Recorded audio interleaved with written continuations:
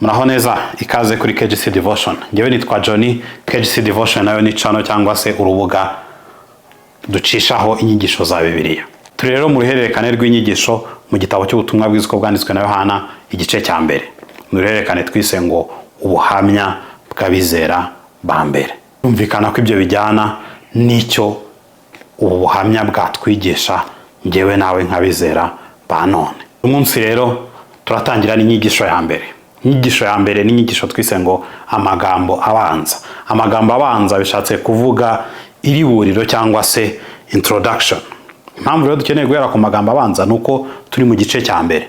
Ukuntu Bibiliya yanditse, igice cya mbere ni nacyo kiba kirimo amagambo abanza cyangwa se introduction. Ariko wakwibaza uti amagambo abanza bishatse kuvuga iki? Reka ngo aka kagero gatoya. Ubundi abatetsi beza hari ukuntu bategura ibyo kurya. Mbere yuko bakuzanira amafunguro, bakuzanira akantu mu cyongereza bita ngo ni appetizer, cyangwa se mu kinyarwanda twabyita nk'umusogongero. Umuntu akaguha gatoya ku byo yatetse kugira ngo akomeze kugutera amashyushyu, utangire kugira inzara, utangire rwose kujya muri mood yo kurya. Introduction rero ni ikintu nk'icyo ngicyo. Ni igihe umwanditsi atuvunguriraho gato ku byo ari buze kuvuga, ariko akabikora mu buryo butuma tugira amatsiko, butuma tugira amashyushyu.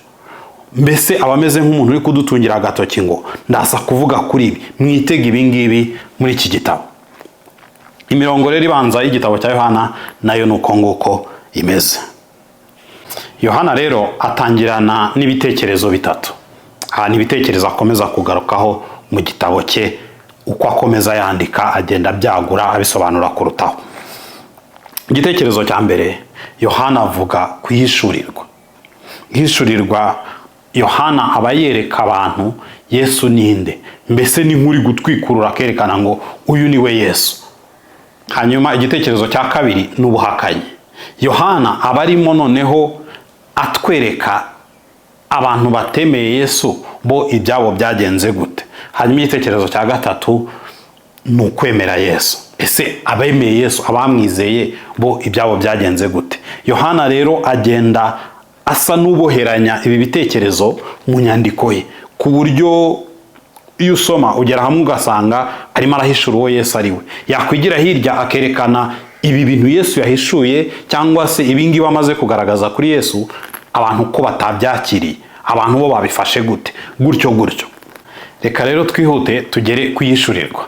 Turatangira n'igice cya mbere n'umurongo wa mbere. Biratubwira ngo mbere na mbere hariho Jambo.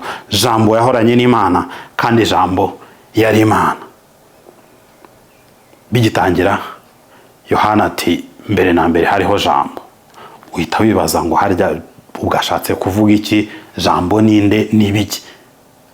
Kuvuga ko Yesu ari we Jambo bivuze iki? Iki ngiki tuzakigarukaho mu nyigisho yacu itaha. Ariko mu gihe ikibazo ibyo ngibyo ahita akomeza n'umurongo ukurikiyeho, akavuga ngo uwo yahoranye n'Imana mbere na mbere, ibintu byose niwe wabiremye, ndetse mu byaremwe byose nta na kimwe kitaremwe nawe. Twari tukibaza uwo Jambo ari we n'icyo Jambo bivuze. Yohana ahita twongereraho ikindi ati ni umuremyi wa byose, ngo muri byose nta na kimwe kitaremwe nawe.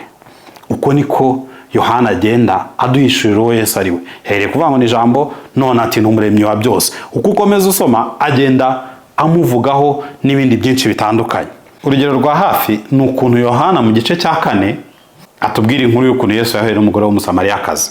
Yohana mu kutubarira inkuru yinjira mu kiganiro cya Yesu n'uyu musamariyakazi. Hanyuma ku murongo wa 25 ngo umugore aramubwira ati nzi yuko Mesiya azaza ari we witwa Kristo, kandi ubwo azaza azatubwira byose. Yesu aramubwira ati nige tuvugana. Yesu arimo arihishura, arimo arahamiriza uyu mugore w'umusamariyakazi ngo ni njyewe Kristo, ni njyewe Mesiya. Ibi ngibi Yohana akomeza kubikora kenshi muri iki gitabo. Urundi rugero ni ukuntu mu gice cya 8 Yohana atubwira inkuru y'ukuntu Yesu arimo noneho kuganira n'abafarisayo. Muri icyo kiganiro akaza nanone kutwereka Yesu yihishura nka ndiho cyangwa se Imana ihoraho. Bibiliya iratubwira muri iki gice cya 8 ku murongo wa 58 ngo Yesu arababwira ati ni ukuri ndababwira yuko Aburahamu ataravuka ndiho. Birumvikana bahita bibaza ngo kuvuga se ko yari ariho mbere ya Aburahamu bishatse kuvuga iki? Niki kiremereyemo aho ngaho? Niri heshurirwa riremeyemo aho ngaho? Ariko umenya icyo bisobanuye iyo urebye umurongo ukurikiyeho. Icyo abafarisayo amaze kubabwira icyo kintu bakoze, biravuga ngo nuko batora amabuye yo kumutera. Abafarisayo gutora amabuye yo kumutera ni ukubera iki? Iri jambo, iyi mvugo ngo ndiho ni izina ry'Imana ubwayo. Mu yandi magambo Yesu ari nko kubwira aba bantu ngo na mbere ya Aburahamu njyewe nari mpari, ndi Imana, ndiho, ari njye uhari. Cya kintu mu Kinyarwanda dukoresha ngo n'Uwiteka, n'Uhoraho. Ni nkaho Yesu ari kubwira abafarisayo ngo njyewe ni njye uhoraho, ni njyewe Uwiteka. Niyo mpamvu abafarisayo yavuze icyo kintu bahita batora amabuye bavuga bati uyu muntu yiyise Imana, akwiye guterwa amabuye, akwiye kwicishwa amabuye nk'uko amategeko yabo yarari. Ibi rero Yohana akomeza kubikora. Muri uru rwandiko hari ingero nyinshi z'ukuntu Yesu yihishura uwo ari we. Ikibazo rero cyo kwibaza aha ngaha ni ukwibaza ngo wowe muntu nkurikiye, kuri wowe Yesu ninde? Yohana we yamutubwiye ngo ni ijambo w'Imana utanga ubugingo. Ese kuri wowe Yesu ni umutanga bugingo? Ubwo bugingo Yesu atanga warabubonye? Niba rero wumva ugifite amatsiko yo kumenya uwo Yesu ari we, iki gitabo cy'ubutumwa bwiza uko bwanditswe na Yohana cyagufasha rwose. No mu ruhererekane tuzagaruka ku buhamya bw'abagabo 4 bagendanye na Yesu. Ni abantu bamwumvishe, bakamubona, bakabana nawe. Ese aba bantu babonye Yesu nkande bamufata gute? Tuzagaruka ku buhamya bwabo rwose, ntuzacikwe. Noneho tugiye ku kindi gitekerezo gikurikiyeho cy'ubuhakanyi. Mbibutsa ko tukiri mu gice cya mbere cya Yohana. Turi kureba ku magambo abanza cyangwa se iriburiro. Ibyo mu Cyongereza bita introduction. Ibintu Yohana avuga ariko ari nko kudusogongeza, ahubwo azakomeza kubigarukaho bagenda yandika iki gitabo cy'ubutumwa bwiza. Iyo turebye ku murongo wa 6 tubona ukuntu nubwo Yohana ari guhishura ko Yesu ari Kristo, ko Yesu ari umukiza, ntabwo abantu bose ariko babikunze, ntabwo abantu bose ariko bamwemeye. Ku murongo wa 6 Yohana atangirana n'amakuru y'undi muntu wahamije ibya Yesu, wahamije ibi bintu Yohana ari kuvuga ngo ni ijambo w'Imana, n'umutanga bugingo. Ahita atangira none hatangirana n'undi muntu wabihamije yewe na mbere yuko Yohana atangira kuvuga ibi ngibi. Duha amakuru ku muntu witwa Yohana Umubatiza waje mbere ye akaza nk'integuza ngo abwire abantu ibya Yesu. Noneho yagera kuri uyu murongo wa 11 akatubwira ngo yaje mu bye ariko abe ntibamwemera. Biragaragara ko hariho ibihamya byinshi. Niyo mpamvu mirongo ibanza yabanje kutwereka uyu muntu witwa Yohana urimo kumuhamya. Ariko ibyo bihamya hari abantu umuntu yavuga ngo bitemeje, kuko birangira aje mube abe ntibamwemere. Iki nacyo ni ikintu Yohana akomeza kugarukaho muri iki gitabo. Uko agenda yandika, agenda agaragaza n'abantu bumvisha ibya Yesu, babonye ibihamya bitandukanye ariko ntibamwemere. Urugero ni nko mu gice cya 5 Yohana atubarira inkuru y'umuntu wari waravukanye ubumuga, hanyuma Yesu akaza kumukiza. Ariko yamara kumukiza ngo bagashaka kumwica. Reba ukuntu ku murongo wa 15 havuga ngo uwo muntu aragenda abwira abayuda yuko ari Yesu wamukijije, ngo nicyo cyatumaga abayuda bashaka kurenganya Yesu kuko yakoraga bene nk'ibyo ku isabato. kuba akijije umuntu ntabwo bitumye bamwemera, ahubwo baravuga ngo ukwiye gupfa, umuntu yakize ku isabato. Urundi rugero ni nko mu gice cya 9. Yohana naho atubwira inkuru y'umuntu noneho wavutse ari impumyi. Umunsi umwe Yesu amugeraho aramukiza. Amaze kumukiza, abantu ngo batangira kumugenzura, batese byagenze bite. Bibiliya iratubwira mu gice cya 9:29, aha ni ahantu uyu muntu wari wahumutse none hari kuganira n'abafarisayo, ngo tuzi yuko Imana yavuganye na Mose, ariko uwo muntu ntituzi aho yaturutse. Bavugaga Yesu. Hanyuma wa muntu wahumutse arabasubiza, ngo arabasubiza ati, iri ni ishyano ko mutazi aho yaturutse kandi ari we wampumuye. Arakomeza ku murongo wa 31, ngo tuzi yuko Imana itumva abanyabyaha, ariko uyubaha agakora ibyo ishaka, uwo ni we yumva. Uhereye kera kose ntihari haboneka umuntu wahumuye uwavutse ari impumyi. Uwo muntu yaba atavuye ku Mana ntacyo yabashije gukora. Uwavutse ari impumyi, wahumutse, niwe wabashije kwizera, niwe wabashije kureba ibihamya ibyo Yesu akoze akabiha agaciro. Naho abafarisayo bo ntabwo tumuzi, ntabwo tuzi aho yaturutse. Ibyo yakoze binaniwe kubemeza, bananiwe kwemezwa n'ibyo yakoze, bati ntabwo tuzi aho yaturutse. Birumvikana ko ibi ngibi ntabwo ari ibintu bidasanzwe. Bibaho rwose ko abantu bumva bakabona ibihamya ariko bakarenga ntibemere.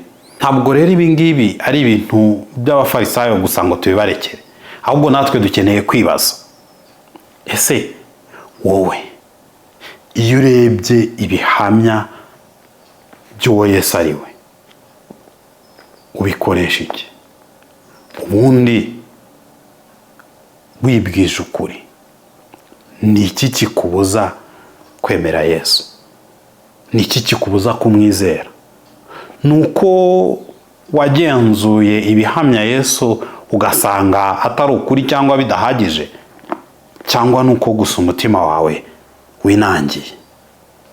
Muri iki gitabo Yohana atanga ibihamya ushatse bavuga ngo by'ubwoko bwose bigaragaza uwo Yesu ari we n'impamvu wari ukwiye kumwizera.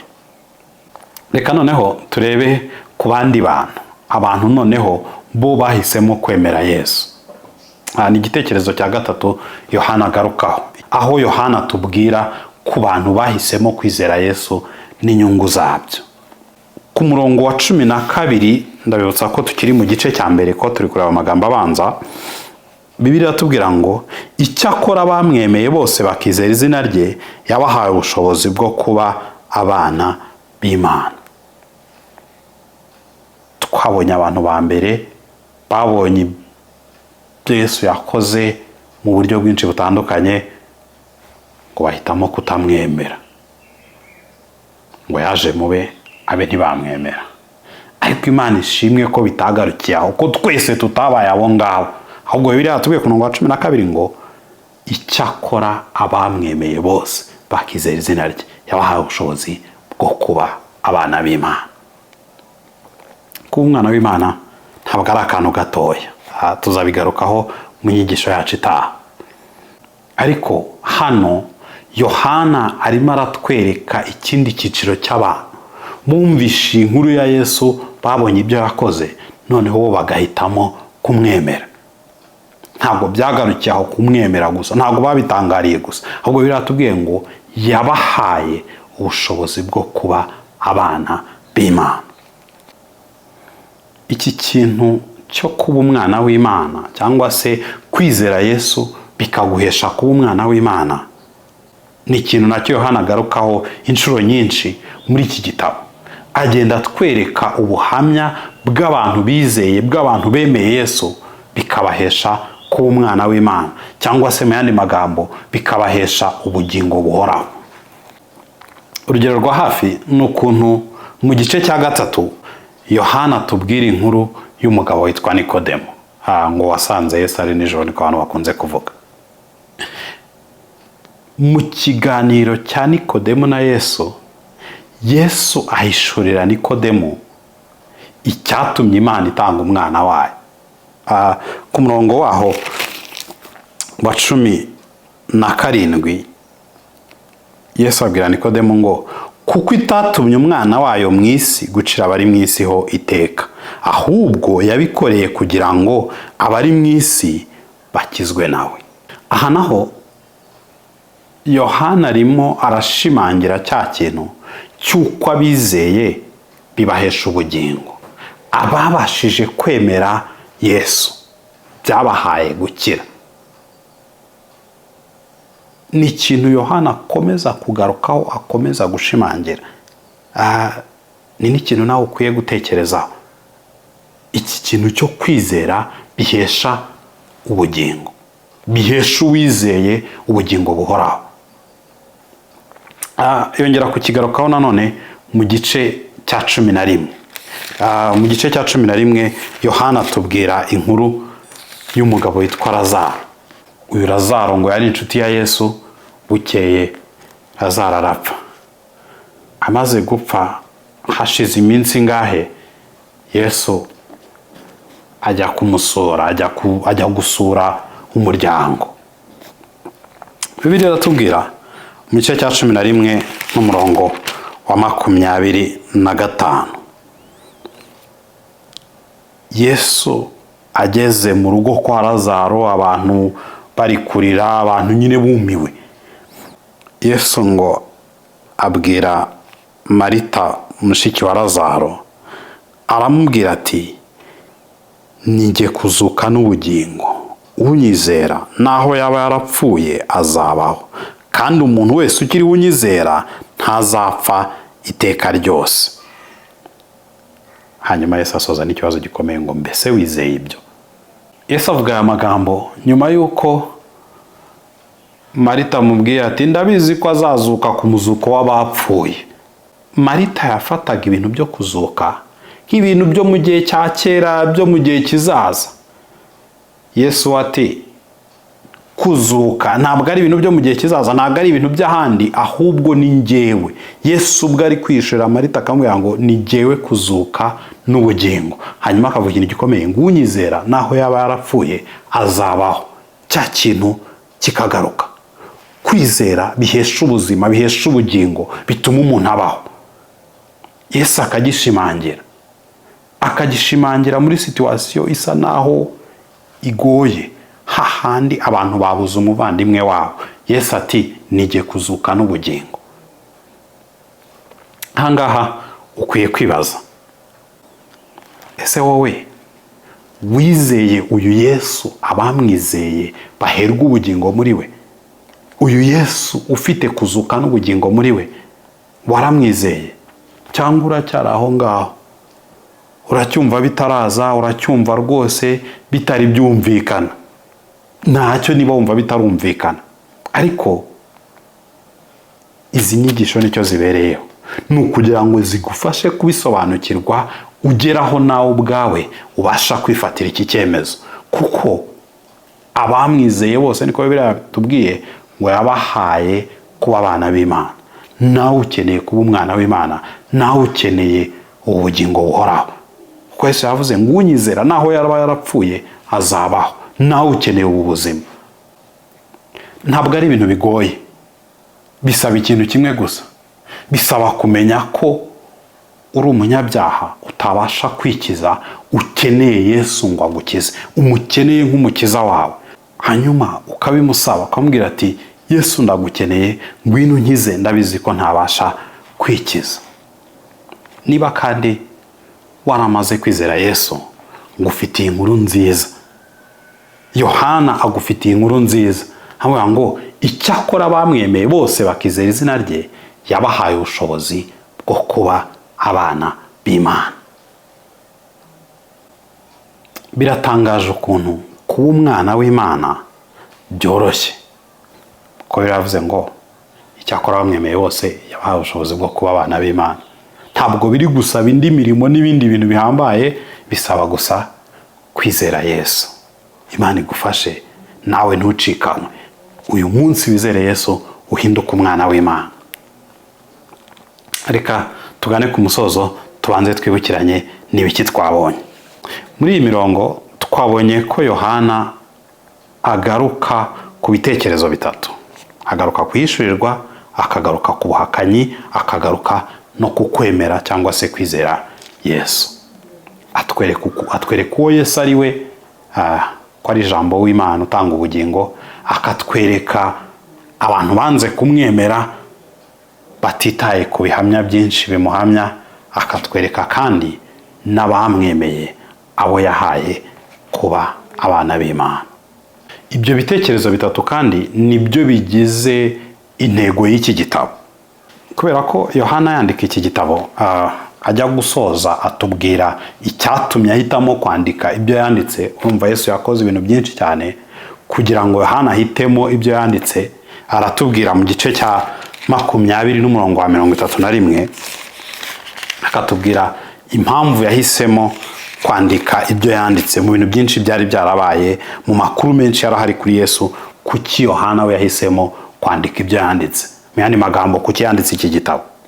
Umurongo wa 33 aravuga ngo hariho n'ibindi bimenyetso byinshi Yesu yakoreye imbere y'abigishwa bitanditswe muri iki gitabo, ariko ibi byandikiwe kugira ngo mwizere yuko Yesu ari Kristo umwana w'Imana, kandi ngo nimwizera muherwe ubugingo muri we. Yohana arimo arandika ibi bintu kugira ngo umuntu ubisoma, umuntu ubyumva, mu yandi magambo umuntu uri buhishurirwe uwo Yesu ari we, umuntu uri bwakire ko Yesu ari Kristo, akabyizera, ahabwa ubugingo. Ariko nawe ntabwo yirengagiza ko hariho n'abandi bantu ibi bintu babyumva bakabitera ishoti, bakumva ntaho bihuriye, bakumva nta kintu kinini bivuze. Abo nabo Yohana duha ingero zabo. Ariko ibyo nta kidasanzwe kirimo. Abo bahozeho, bariho, bazahoraho. Ikibazo ni wowe ku giti cyawe. Urahitamo kwizera ngo ubone ubugingo buhoraho, cyangwa urabitera ishoti? Hari ijambo Yesu yavuze kuri ibi bintu bijyanye no kwizera, niryo nshaka gusoreza. Urumva twabibonye Yesu aba arimo asobanurira Nikodemo, akamubwira ibyo kwizera nuko bigenda. Hanyuma kuko urumva hari igihe abantu babyumva bakagira ngo ni ibintu biri aho gusa, ariko Yesu abwira Nikodemo mu gice cya 3:18, akamubwira ngo umwizera ntacirwaho iteka, ngo utamwizera amaze kuricirwaho, kuko atizeye izina ry'umwana w'Imana w'ikinege. Amahitamo ni ayawe. Ese urahitamo kwizera Yesu ngo we gucirwaho iteka, ahubwo ubone ubugingo buhoraho nk'uko umurongo wa 16 uvuga? Cyangwa uraza guhitamo kutamwizera? Ntabwo ari ibintu bidafite ingaruka, ntabwo ari ibintu bidafite icyo bivuze, ntabwo ari ibintu ngo namwizera cyangwa se nkabyihorera ntacyo bitwaye. Oya, kuko biratubwiye ngo utamwizera amaze kuricirwaho, amaze gucirwaho iteka. Mu yandi magambo, amaze gutandukanywa n'Imana. We n'Imana ntaho bagihuriye. Hanyuma abantu benshi bajya babyibeshyaho, kubera icyo uyu muntu atandukanijwe n'Imana. Biriya ntabwo yavuze ngo kuko yakoze ibyaha byinshi. Oya, ngo kuko atizeye izina ry'umwana w'Imana w'ikinege. Ikibazo abantu bafite, ikizatuma abantu barimbuka, ikizatuma abantu batandukanywa n'Imana, igituma abantu babaho ubuzima butarimo Imana, ntabwo ari uko bakoze ibyaha byinshi, ntabwo ari uko bakoze ibyaha kuruta abandi, ahubwo Bibiliya iratubwira ngo kuko atizeye izina ry'umwana w'Imana w'ikinege. Ntabwo nzi amahitamo we uri bukore uyu munsi, ariko niba ushaka kurushaho gusobanukirwa nuko umuntu yizera akabona ubugingo, cyangwa se kumva ubuhamya bw'umuntu wizeye akabona ubugingo, ubuhamya bw'umwe mu bizera bakomeye isi yagize, umugabo witwa Yohana, uzwi nka Yohana Intumwa, ni umwe mu bantu mu bizera bakomeye isi yagize. Iyi video ntigucike, ivuga ku buhamya bwa Yohana. Imana iguhe umugisha uyikandaho, tuzabonane mu nyigisho itaha. Urakoze.